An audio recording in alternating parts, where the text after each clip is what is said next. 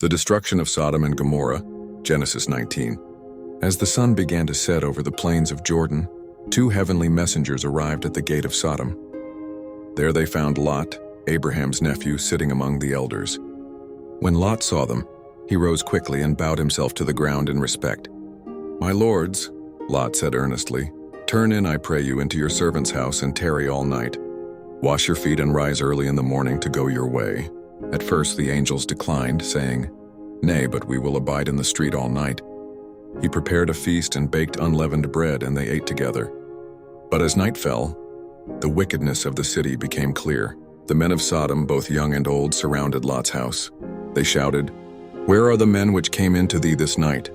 Bring them out to us, that we may know them." Lot stepped outside and shut the door behind him. "I pray you, brethren, do not so wickedly," he pleaded. But the mob pressed harder, threatening to break down the door.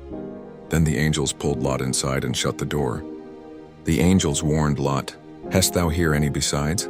Sons-in-law, sons-daughters, bring them out of this place, for we will destroy this city, because the cry of it is waxen great before the Lord." But they laughed at him, thinking he was mocking. As dawn broke, the angels urged Lot, saying, "Arise, take thy wife and thy two daughters which are here, lest thou be consumed in the iniquity of the city." Still lingering, Lot was taken by the hand, he, his wife, and his daughters, and brought out safely by the mercy of the Lord. "Escape for thy life," they commanded. "Look not behind thee, neither stay in all the plain. Escape to the mountain, lest thou be consumed." Lot, fearing the mountains, begged, "Oh, not so, my lord. Behold, this city is near to flee unto, and it is a little one. Let me escape thither." The angel agreed. "See, I have accepted thee concerning this thing. Haste thee to Zoar, for I cannot do anything till thou be come thither." As Lot entered Zoar, the sun rose upon the earth. Then the Lord rained upon Sodom and Gomorrah brimstone and fire out of heaven. He overthrew those cities, the entire plain, and all the inhabitants thereof. But Lot's wife looked back from behind him, and she became a pillar of salt. From afar, Abraham stood upon the place where he had prayed to the Lord.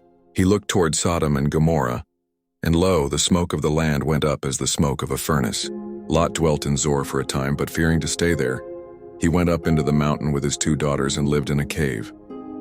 Believing they were the last people on earth, Lot's daughters conspired to preserve their family line. Both conceived. The firstborn bore a son named Moab, the father of the Moabites. The younger bore a son named Ben-Ammi, the father of the Ammonites. Thus from the ashes of judgment came the beginning of two nations.